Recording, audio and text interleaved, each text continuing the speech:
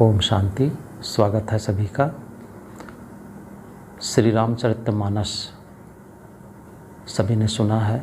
श्री राम ने अपने जीवन को चरित्रार्थ करके दिखाया। उनका उच्च चरित्र किस चीज़ का प्रतीक है, कौन से ऐसे वो क्वालिटीज़ थे उनके अंदर जो मानव को, समाज को एक सही दिशा देती है। दूसरी तरफ अगर राम का चरित्र है तो निश्चित है रावण का भी चरित्र होगा। रावण का चरित्र जो मनुष्य को नीचे लेकर जाता है। ये सब जानते हैं रावण के कर्म कैसे थे और राम के कैसे कर्म थे।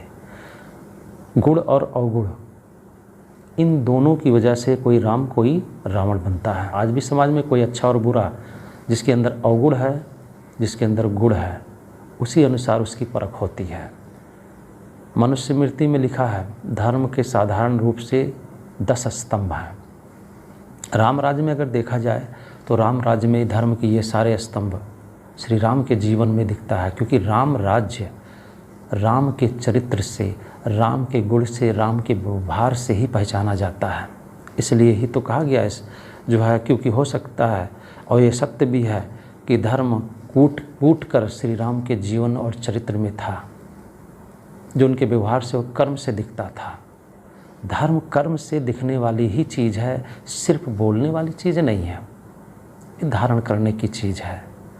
उनके 10 स्तंभ जो थे धर्म के, पहला तो उनके जीवन में धैर्य था, जो विकट परिस्थितियों में धैर्यता को अपनाए रखे। धैर्य एक बहुत बड़ा धर्म का एक अंश है, जिसके बगैर हम आगे बढ़ ही नहीं सकते हैं जीवन में, इसको धारण किए बगैर। क्योंकि जहाँ धैर्य नहीं होगा वहाँ क्रोध रूपी अवगुण आएगा ही आएगा, चिड़चिड़ा तो आएगा ही आएगा। दूसरा, उस श्री राम के जीवन में, उसके राज्य में क्षमा था। क्षमा कितनी बड़ी शक्ति है। कहा गया है, क्षमा वीरम भूषणम, जो क्षमा करना जानता है उससे बड़ा वीर इस धरती पर कोई नहीं है। तीसरा, उसके राज्य में मन को वश में रखना बहुत बड़ी चीज़ है। चौथा, उनके राज्य में चोरी डकैती नहीं थी श्री राम के राज्य, इसीलिए तो राम राज कहा गया है। तो कितना सच्चाई, ईमानदारी, निष्ठा होगा वहाँ पर, कितना भरपूर रहा होगा। इसलिए कहते राम राज्य में दूध घी की नदी बहती थी। तो चोरी होने की ज़रूरत नहीं है, क्योंकि मन से लोग राजा थे वहाँ पर। इसलिए कहा है मन को वश में रखना लोग जानते थे। हृदय को शुद्ध बनाने के लिए बाहर और भीतर की वहाँ पवित्रता थी श्री राम के राज्य में। ये राम राज की पहचान थी। वहाँ के रहने वाले जनता तक के अंदर ये क्वालिटीज़ थी।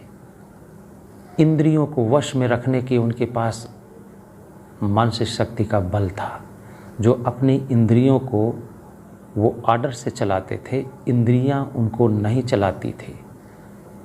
सात्विक बुद्धि था उनके पास, 8वीं नंबर जो सात्विक बुद्धि, सात्विक ज्ञान, जो बहुत बड़ी चीज़ है। क्रोध नहीं था, सत्य वचन बोलना था वहाँ पर।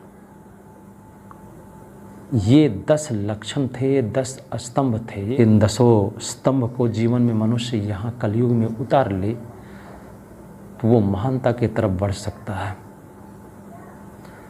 अब इस क्वालिटी को हम कैसे अपने जीवन में उतारें? श्री राम के चरित्र को हम आप अगर देखते कि कैसे इन सारी चीज़ों को उन्होंने अपने जीवन में समाहित किया, कब किया। दुनिया में एक बात लोग कह देते हैं कि सीधा बोल देंगे कि राम तो भगवान थे, उनके अंदर सर्व गुण संपन्न थे, लेकिन राम ने कभी अपने आप को कहा ही नहीं मैं भगवान हूँ। अदर लोगों ने कहा। आज कलयुग की दुनिया में भी लोग, एक साधारण व्यक्ति अच्छा कर्म करता है, किसी को मदद किया, बहुत बड़ा उसका जो है उसकी वजह से सहयोग मिला, तो कहेंगे भगवान जैसे हैं, ये भगवान हैं या ये भगवान ही है, उनकी पूजा करने लगते हैं। लेकिन राम ने कभी नहीं कहा, चलो मान लीजिए भगवान थे, लेकिन जो है थोड़ी देर के लिए, हम जब भगवान को बोलते हैं कि भगवान है, उनके अंदर तो सारी शक्तियाँ, वो कैसे हम अपने अंदर भर सकते हैं? उनकी कृपा होगी तो भी भरेंगे। ऐसा नहीं, इतनी बड़ी कृपा क्या कम है कि भगवान आकर हमें सिखाने के लिए प्रैक्टिकली कर्म करके दिखा रहा है साधारण रूप में, तब भी हम सोच रहे हैं वो कृपा करे।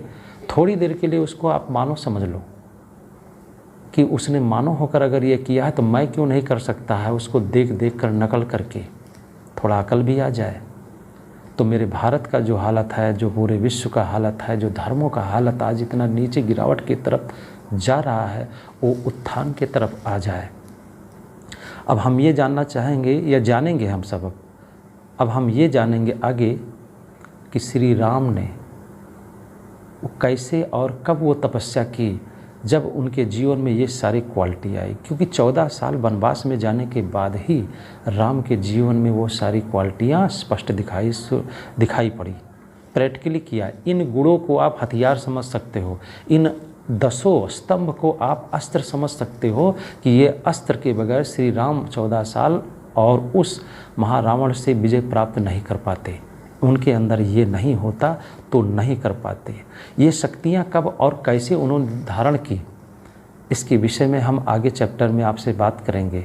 लेकिन ये 10 क्वालिटीज़ जो धर्म के स्तंभ बताए गए हैं शास्त्रों में, इसको अपने जीवन में उतारिए, तभी जीवन महानता के तरफ और शक्तिशाली होते हुए आगे बढ़ेगा और राम राज के तरफ हम सब अग्रसर होंगे। आगे मिलेंगे। ओम शांति।